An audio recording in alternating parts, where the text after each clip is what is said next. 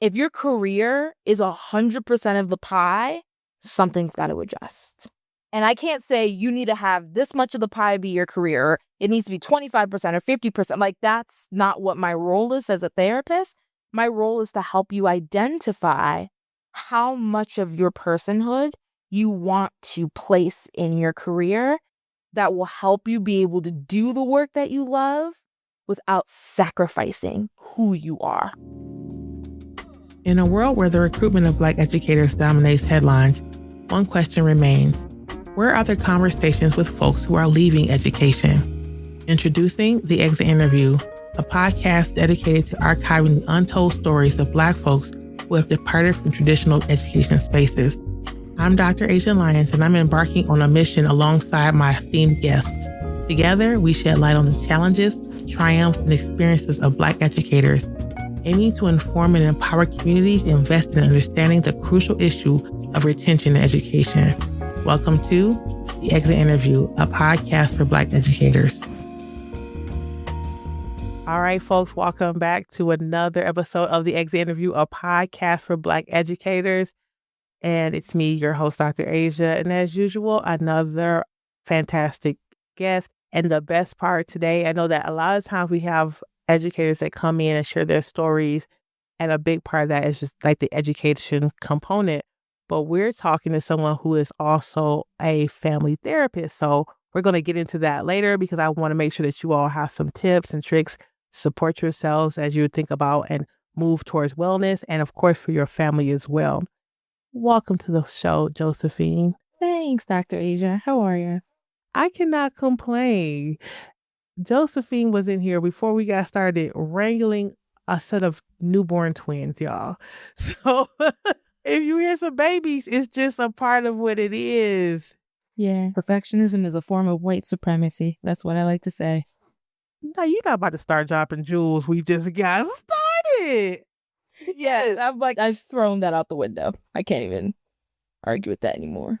Yeah, that's so real. And I think that newborns will humble us where we think we got it all planned out and we got it all figured out. And when they get here, lies. They're all lies. All lies. Yes. So yeah, we're going to get started the show. But if we hear some babies, we know what it is. We're going to do the thing because we're humans and this is a human experience. So go ahead and get started. First things first, you have a very interesting path in education. Tell our audience, like, what made you decide education was for you and what's that journey been like? Yeah, so it started actually when I was in high school. My junior and senior year of high school, I had the opportunity to be a para in a preschool for babies with intellectual and developmental disabilities and also with mental health disabilities. So like some babies had autism through some having Down syndrome, and it was just like a very eclectic group of kids. So I was 16, 17, 18 years old as a parent in the classroom working with those teachers who really taught me a lot about education and really made me want to go into the work and really support it. And I grew up with educators. My brother-in-law's an educator. My sister's an educator. Parents are educators. Aunts, uncles. So I just kind of grew up around teachers as well. But my first experience kind of going into the work myself was then.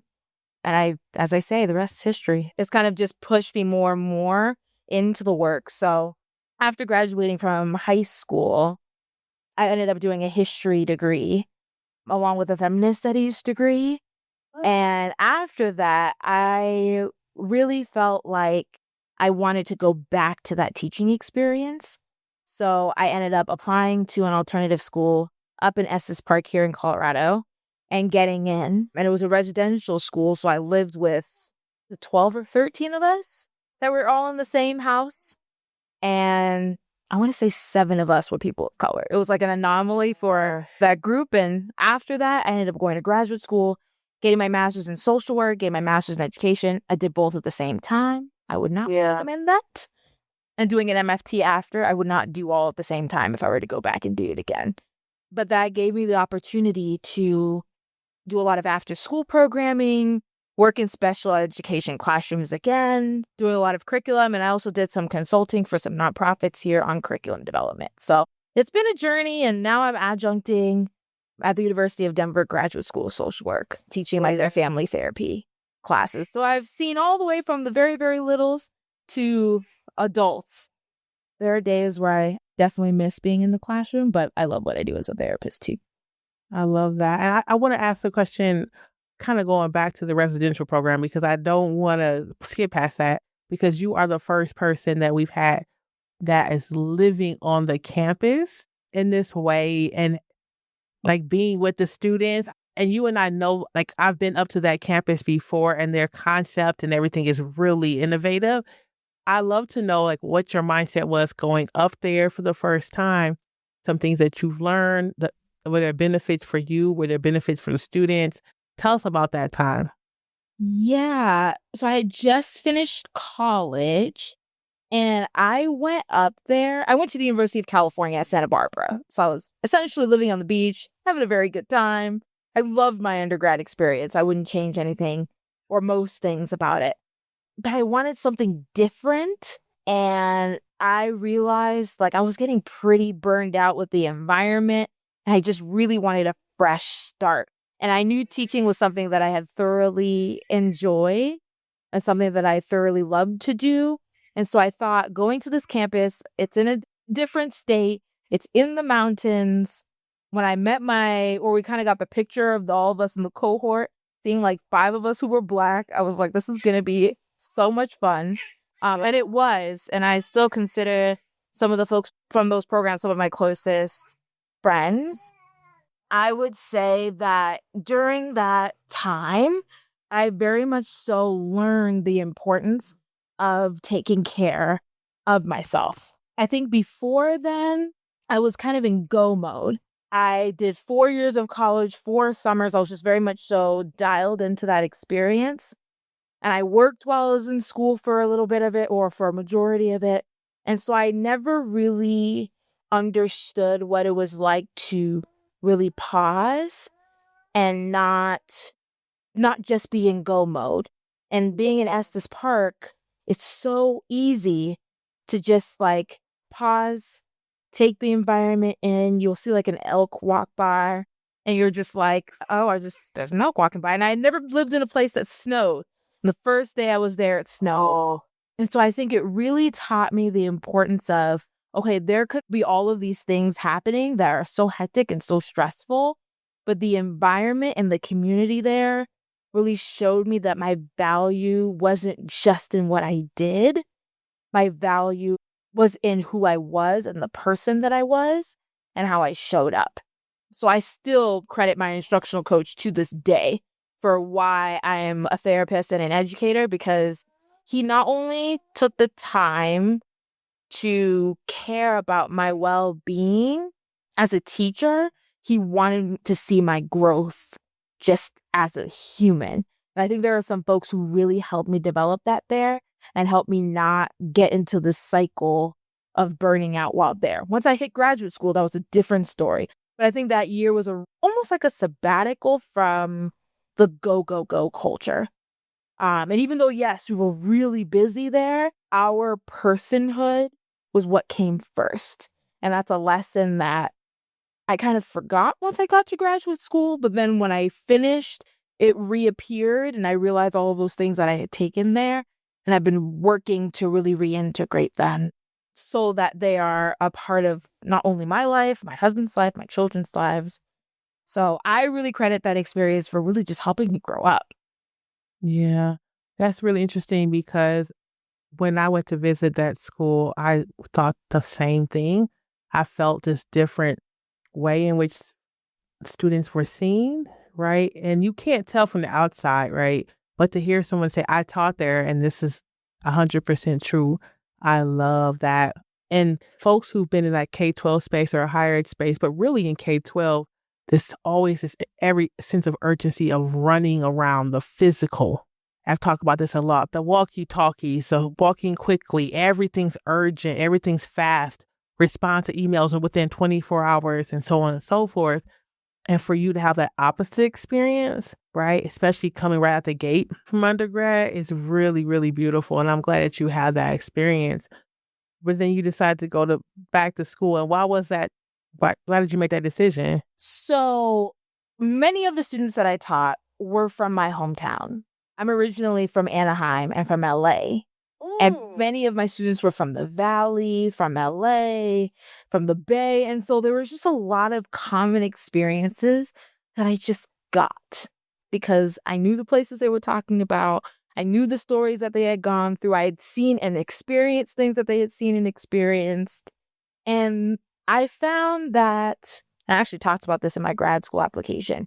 My students, I challenged them pretty heavily, but they also trusted me to take care of them. Like, I'll never forget, I was teaching history and social studies. And so they would write papers and I would edit every grammar mistake. So they would get their paper back and it would just be all covered. And I used to use red, like all covered in red, and they would just be in tears. And I would say, like, the world that you're preparing for needs you to know to capitalize and to use periods and to write in complete sentences. And if folks are not challenging you to do that, somebody from your hometown or somebody 30 minutes from your hometown is going to do that. And so it built this sense of trust. And I think even my lead teacher really supported me in not being so hard on myself when things didn't go the way that I had planned, but it built that sense of trust and rapport with them where they would share their lived experiences with me. And I ended up really gaining a lot of good mentorship, actually from a social worker who was working kind of in the health and wellness department. She was also a fellow alongside me. And she sat with me and helped me write all of my grad school applications for education and for social work. And I think she's a licensed master's in social work. She's in New York now. And so her sitting with me and really challenging me the way I was challenging my students, and her being, she was from New York and the Bronx, so it wasn't identical, but her experiences being so similar to mine let me know, okay, the way that I'm challenging these students, I also need to be challenged to do. And she started to do that, but I think going back to grad school really emphasized that, at least that's what I thought going in. And it ended up being a very different experience from what I expected because I was a dual master's student. So I did a master's in education and a master's in social work in 3 years. And I designed the entire 3-year path myself. Yeah, wow. I petitioned both it was a very long and extensive process. And I'm glad I did it now. But I think being at the school was a much slower pace than grad school. And so coming out of grad school, I had to remind myself that I had permission to go back to that slower pace. That's interesting that you said that because I feel like sometimes we get into a place where we're in school, getting our master's, getting our doctorate, and there is this rush and we just keep rushing, right? We're trying to get back to where we used to be, get back in this harmful way. And we don't realize it's harmful, right? Hurry up and get applications in, hurry up and get another job, hurry up and internships and so on and so forth. And there's no place to slow down, or we don't give ourselves permission to do so until we hit a wall. And so for you to come out of undergrad and have this foundation in your first experience in education be a place that respected the need for rest is really fascinating. So you had a short stint in education, but it was enough for you to understand the need, right? And the urgency for quality education for our students. And I'll say students, I mean younger folks and older folks. I want you to tell us, I'm skipping a few questions I normally ask, but what are you doing now? Because I think that's what I want to spend a lot of time on this podcast interview talking about. Yeah, so now I own a group practice, and my model in my group practice is that it's a teaching practice. We focus on identity-based and relationship trauma, and I tell my team all the time, you have 3 years.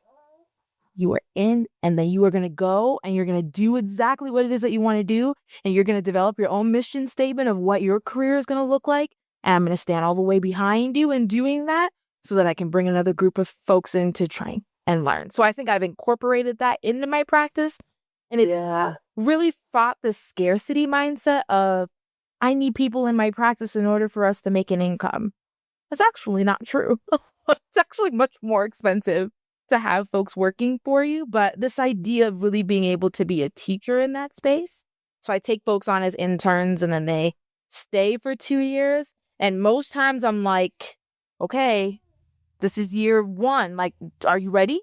Are you ready to jump out on your own? No? Okay, let's give it another year. You ready to jump out? No? You want to get experience supervising? Cool. I'll teach you how to supervise. And then it's very much so a conversation of, I don't want anybody living in my dream. I want people to have their own dreams. Say that again, please. I don't want people living in my own dreams. I want them to develop their own dreams. I want my practice to be able to spark that in them. Because especially since I have a lot of clinicians of color, folks who have worked in education, folks who've worked in behavioral health and have worked in these other fields, I am getting tired of us all being on hamster wheels where we're just working to meet the status quo and working to just make ends meet or just make enough. Like, I'm personally getting very sick of it. And now I have 2 children to consider. So, of course, that's caused a lot of adjustment in things, but I do not want any clinician or educator that I come across to feel like there is not room to, yes, do what you need to do, but then also be in this constant state of dreaming and building community so that you're able to then give to the next. But not give to the next out of a space of scarcity and not having enough, but giving to the next out of the abundance that you have. That's a huge piece for me. That's a whole word. Oh, thanks. And I'm running on like 2 hours of sleep. Yeah, folks, we're talking to somebody who got up at 3:00 this morning. I haven't had a newborn in a long time and never had twins, so we're doing this. I mean, yeah, that's the goal. So very much you are in a teaching space and you're holding space for folks of color who want to do this work and supporting them. And I've never heard of that before. Not to say it doesn't exist, but I've never heard of that before.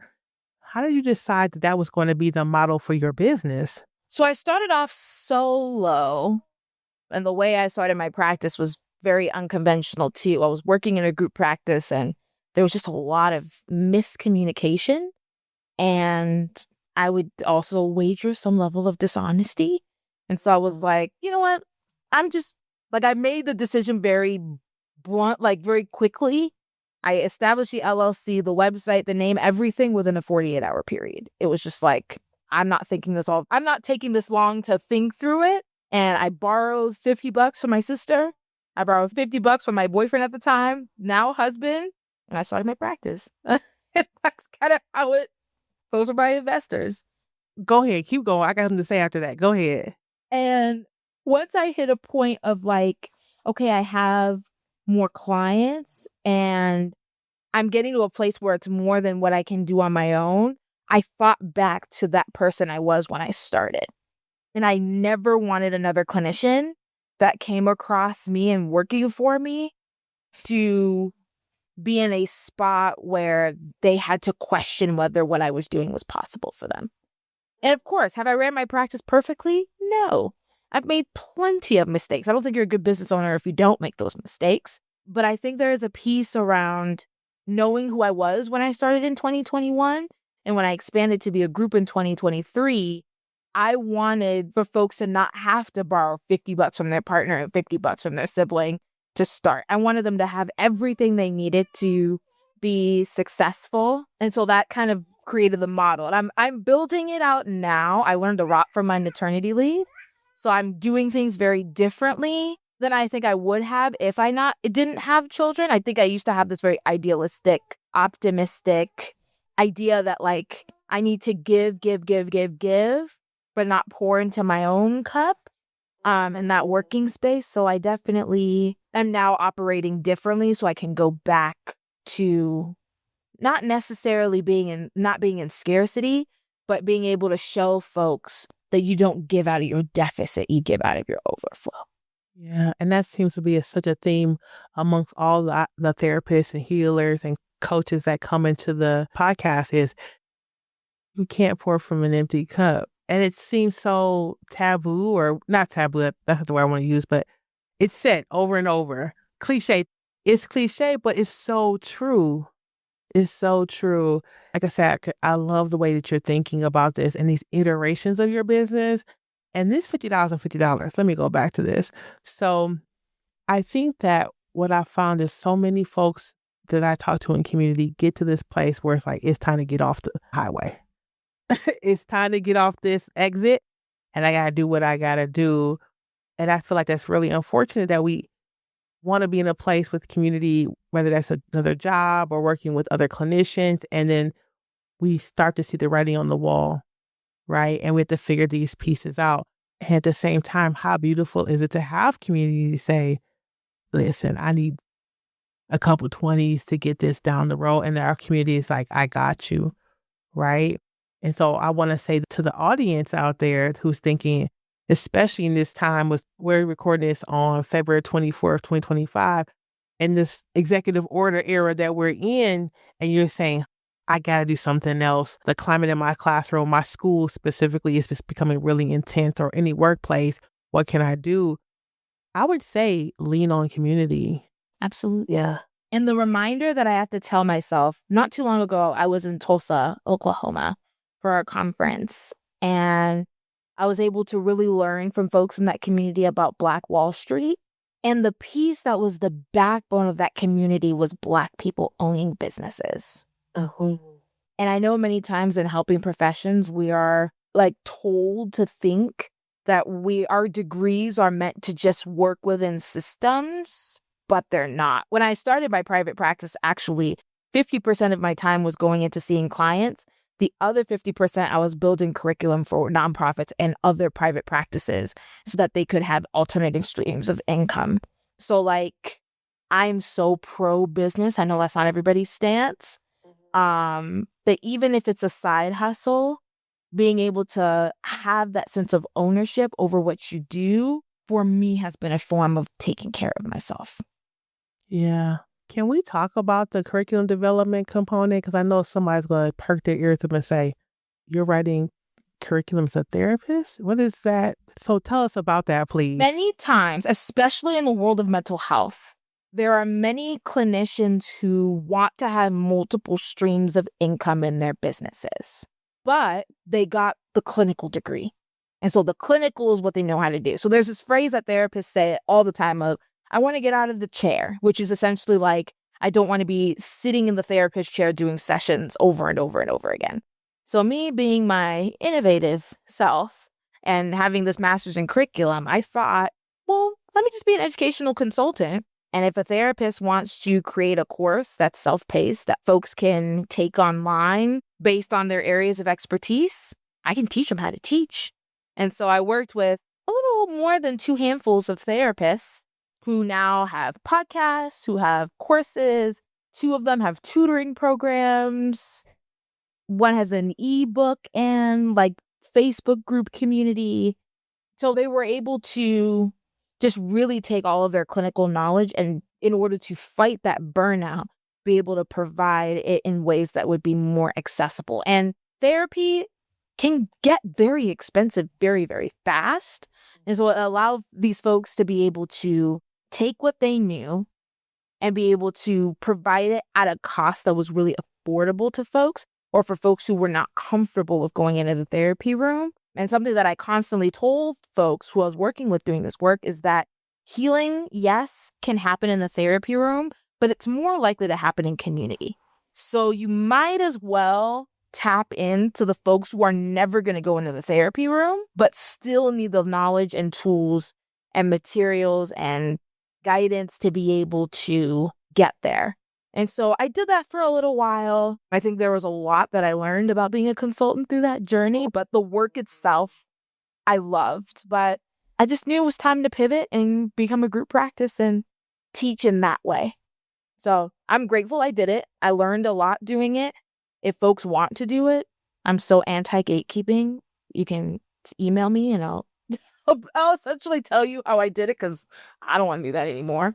And the work is needed, and therapists absolutely want it. So that I will say. I love this. I love this so much. This is perfect. We're living in a world where our children and their lived experiences are being erased. And I think that it's really important that as parents, as folks who are taking care of children, think deeply about where we send our children to school. If you have a child who is entering kindergarten through 8th grade next year, you need to check out St. Elizabeth Episcopal School on the old Johnson & Wells campus in Denver. It's an intentionally inclusive school. They have social justice as a class starting in 4th grade, mandatory. My daughter's been going there since 4th grade. She's a 6th grader now and loves it. She loves her friend groups, her after school programs. She loves that her teachers and the faculty at St. E's are diverse, and it's a great place to belong. So if you're in the Denver metro area, you're thinking about moving your child to a different school and you want something that really amplifies justice, that amplifies seeing the whole child, and it's a diverse school, you need to check out St. E's. Tell them Dr. Asia sent you.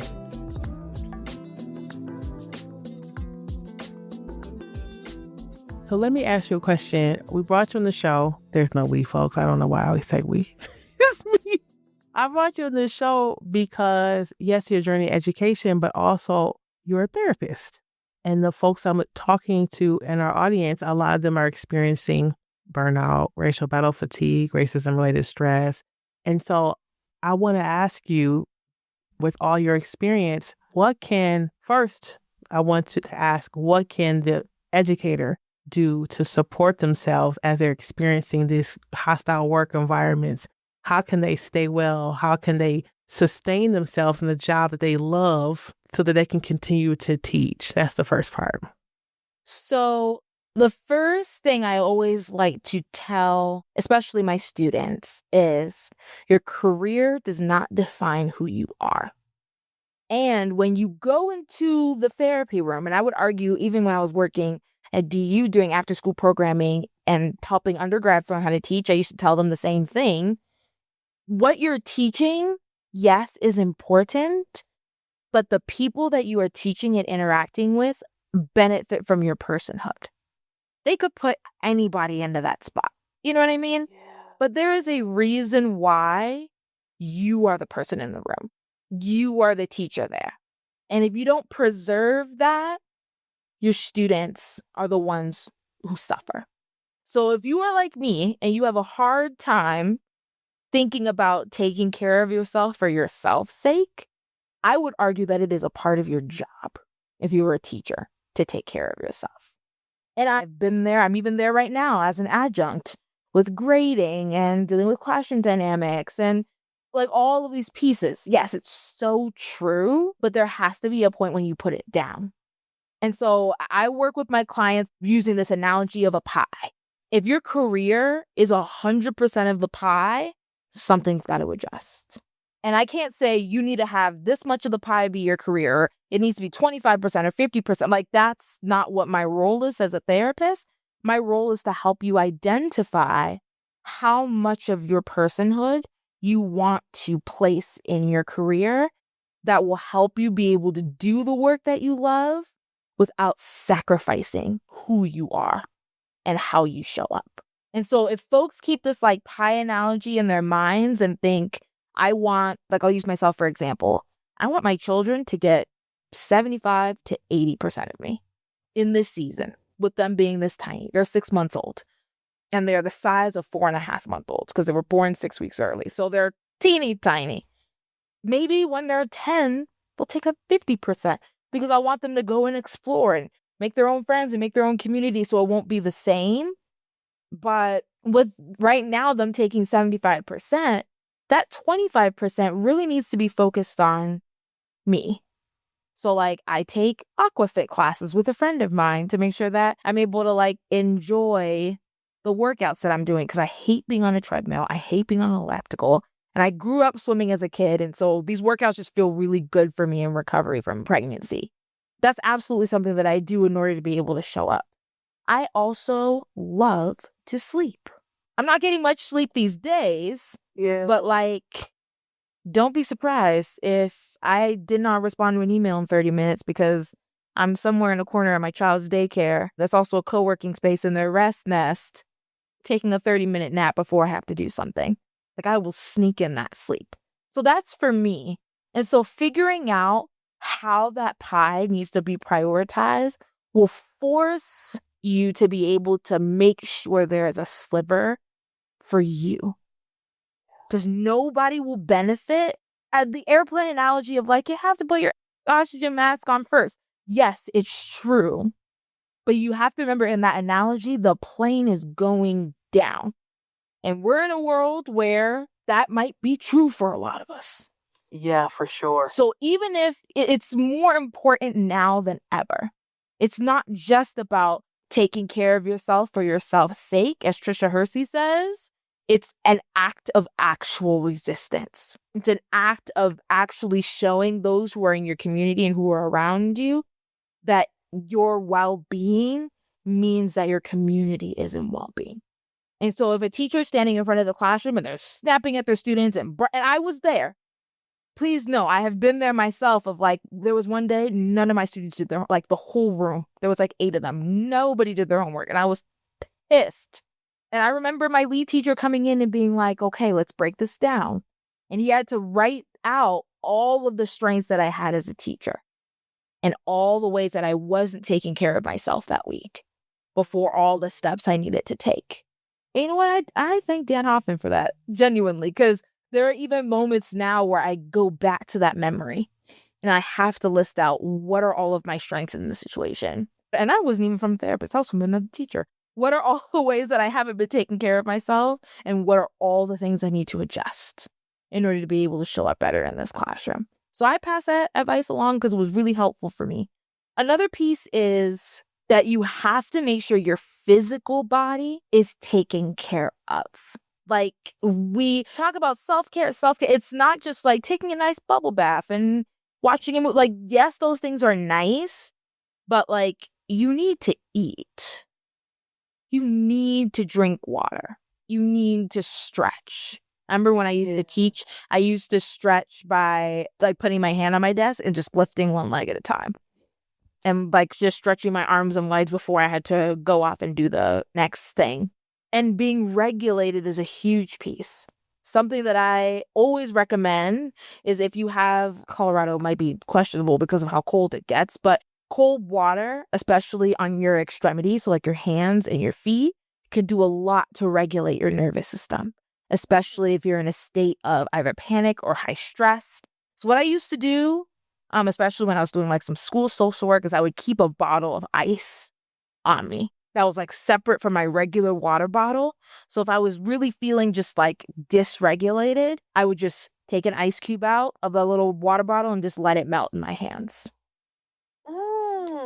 So that it helps you to remain regulated. As teachers, and I would argue in most helping professions, you don't have the luxury of standing there and being like, let's look at 5 things you see and 4 things you hear. And like, yes, that exercise is great. I'm not bashing it, but like, we don't have the luxury of time.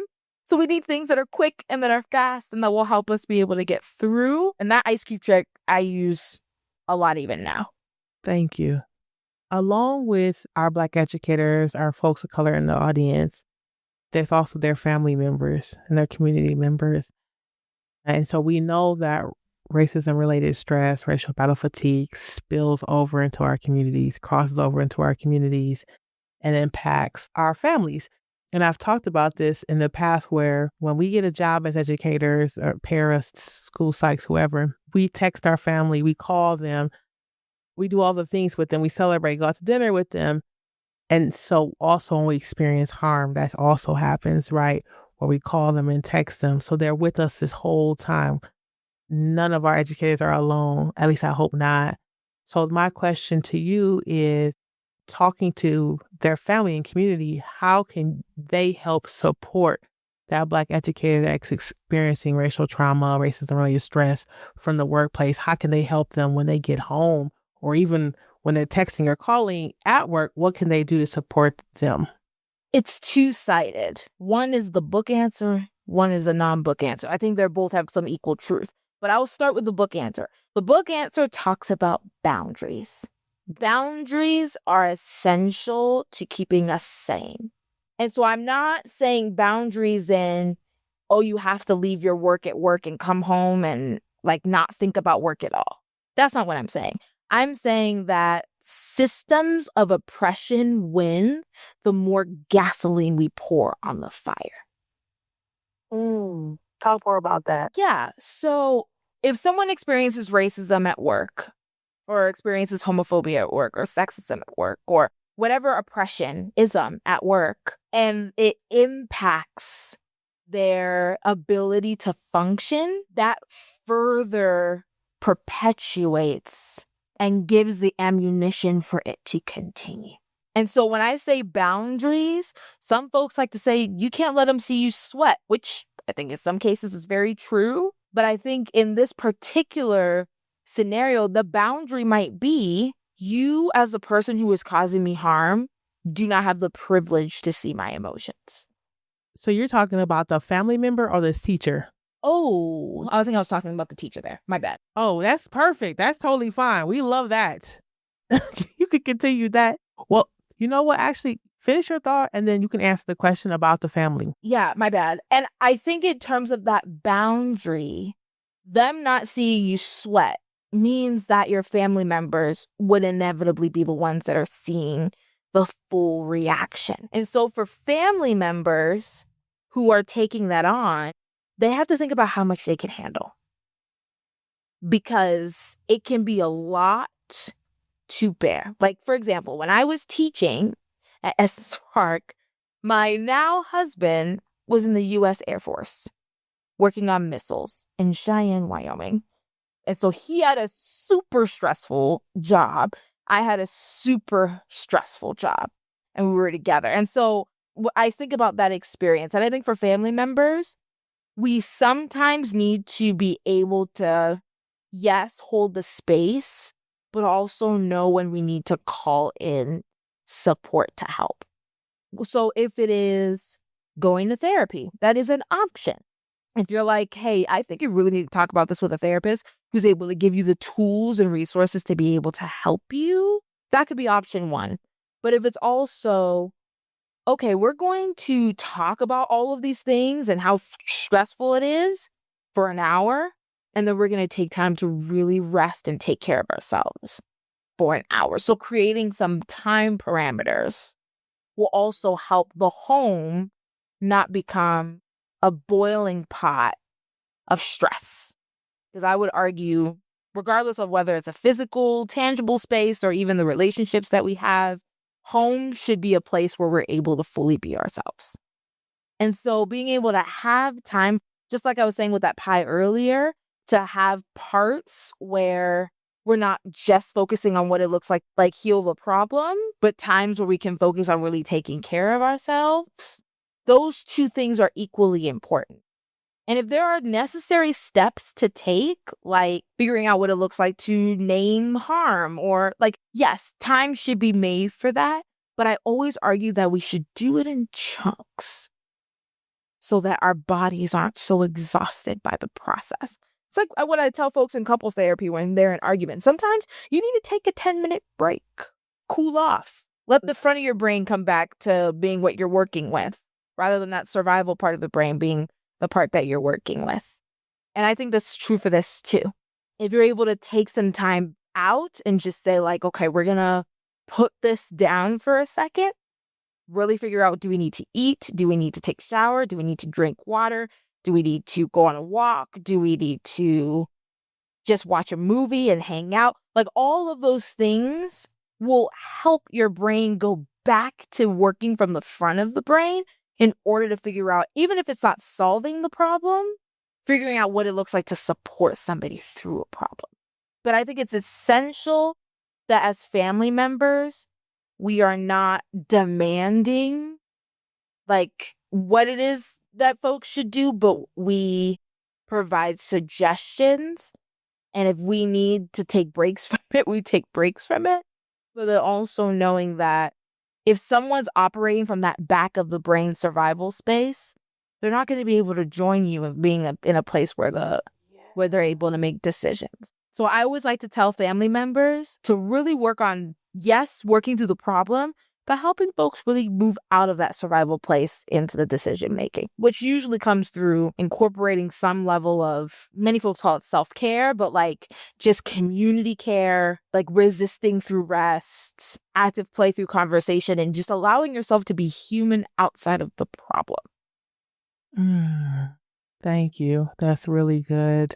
This idea of capping the time in which we discuss a situation is huge. I remember when I was getting my doctorate, I was interviewing families of Black educators about racial battle fatigue. And I remember 2 sets of families said the same thing. They didn't know each other, separate situations. They both said, if we're not talking about the racism happening in our schools or in this person's workplace, we wouldn't have anything to talk about. And I think it was because of that. So much time was taken up talking about, well, she said this to me, she said that to me, or help me navigate this conversation that's going to happen next, that they ended up all they talked about. And this was like a husband-wife, and it was also a mother-daughter, where it was just taking up so much space in the relationship that other parts of their relationship, other conversations kind of just went to the side. And we know that was damaging to the relationship. And so I always like to say rediscovering hobbies or forms of connection that establish the bonds that you have is a great way to resist racial battle fatigue. Because what racism and really any ism is fighting is the idea that we can be ourselves and be intersectional, and many different things can make up who we are. Racism operates in a monolith, because there are stereotypes that are just associated with that one part of self. But if we focus on creating a very intersectional, multi-identity based like view of ourselves and the communities that we have, then we're able to discover new parts. Like, I'll use my husband, for example. He's a tech guy, but he loves using his 3D printer to like print out different things and like make different, and it's like kind of how he uses his creative side. So even when he's dealing with all of the stress of the military or even the stress of IT, and he's able to come home, I have multiple baskets of yarn and crochet books and things that he's just, or like figurines that he's just like, he took the time to make me. And that was something that we were able to talk through and have that be a whole new part of our relationship. So even like the basket where I put all of like my makeup and stuff, he made. And he asked me, how big do you want it to be? What color do you want it to be? And I was able to really like have something made that I really liked. And I still treasure it. And it allowed for that part of our relationship to be able to get better so that we weren't just talking about all of the stressors. I love that so much. And I love that you gave this example of something that will be considered feminine or girly with this creation of these baskets and saying like, everything is for everybody. Like, my husband is a dude's dude. You know, like he's a dude. And the fact that he's able to use his 3D printer, and of course he makes his Star Wars things and he makes all his dude things, but he definitely wanted to make sure that he could connect with me that way. Yeah. I love that. Making the baskets and and also rediscovering that you're never too old for creating new hobbies or figuring out new things and connecting with your spouse or your child or whoever you're staying with or living with or in community with. Thank you for sharing that. I really appreciate it. So 2 more questions. The first question is, we're talking about this and you're already on the same vein. For you, what does it mean to be well? Being well means that I'm not pretending to be well. Say it again for the folks in the back. Being well means that I'm not pretending to be well. And I will tell you, I am very good at pretending to be well. Especially being pregnant very recently and all the changes and things that came up with my practice while on my maternity leave, I spent a lot of time pretending to be well. And I think it tells us that we're constantly in evolution. And me being well meant, okay, this is all chaos here on the side. This feels like a dumpster fire, but it doesn't change my personhood. Of course, there are areas where I needed to take accountability, where I needed to learn, but those mistakes and those things that I went through don't define the person that I'm actively working to become or the person that I am now. Sure. And so being well means that I'm able to have some degree of separation between myself and my mistakes, with the bridge of that being my accountability. Wow, I love it. Thank you so much. That's something that's folks in the audience, I hope you push pause and like sit and think about that and rewind that. Like being well means not pretending to be well. And I think a lot of us do a lot of pretending, right? For the sake of keeping up appearances, for the sake of not wanting to burden others, for the sake of fake it till you make it. And it's not working. And I don't want my children to remember me as a person who pretended to be well. I think that's where that mindset shift really happened. Because very quickly, they were in the NICU for 16 days and they were fighting that entire time. And their doctors, they were like, it's okay if you're not well. This is very hard. You have 2 children who are literally fighting for their lives here. Like, if you're not well, and she said, why pretend? I was like, oh. And so it forced me to really think about that. And that's a big piece of wisdom that I've gotten in the last year. Beautiful. Last question. Is there a Black educator that you would like to shout out? There is. She's actually my aunt. Her name is Christina Satole. She's been working in education since 1997, 98. And she's been in a myriad of roles. She's my mom's best friend. And she's now also a board-certified behavioral analyst supervisor. And when I was teaching, she was one of my, well, she still is, but she was one of my greatest mentors. So Auntie, if you watch this, I love you. Like, I could cry thinking about it. In each season that I've had, she fully accepted me for who I was and the teacher that I was in that moment. And funny enough, we actually consult about our cases together in mental health too, to help each other out. But she always encouraged me to never stop learning, but also never feel like there wasn't room to grow and room to change. And I think she's the perfect example of being, in my life, of being well. Because even when she's stressed and all of those things, she knows really well how to separate that from her identity and herself. And she's very good at like really introspectively thinking about how she wants to show up for others. So, I mean, I want to be her when I grow up in many ways. And I think a lot of the wisdom I get from her. And she's in California. She's in the Los Angeles Unified School District.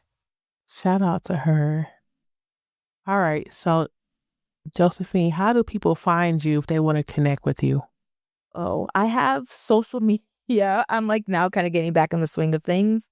I just started another LLC that's going to focus on really training and development and supervising and consulting for therapists and for folks who really want to work within mental health. And it's called the Mental Health Therapist Hub. It's brand new. So I'm still in the building phases of it. So I have an Instagram for that called the Mental Health Therapist Hub or Mental Health Therapist Hub. I have a Facebook page for that. But folks are also always welcome to email me. I remember going to a conference and the speaker being like, if you ever want to connect, just send me an email. I was like, he's bluffing. And I emailed him and he responded.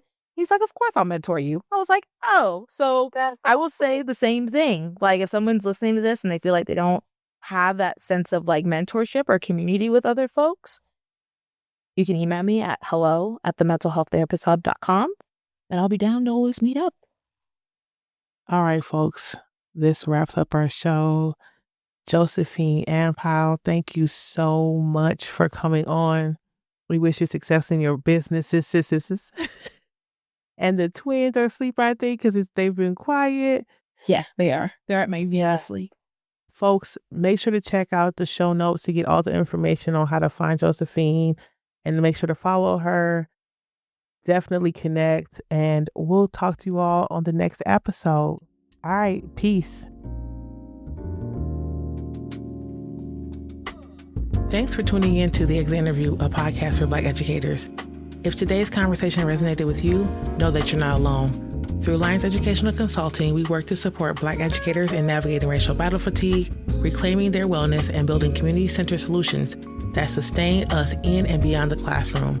If you're looking for workshops, wellness cohorts, or strategic support for retaining Black educators, let's connect. Visit lionseducationalconsulting.com or follow me on LinkedIn, Dr. Asia Lyons, or Instagram, Hello Dr. Asia, to learn more. Until next time, take care and keep thriving.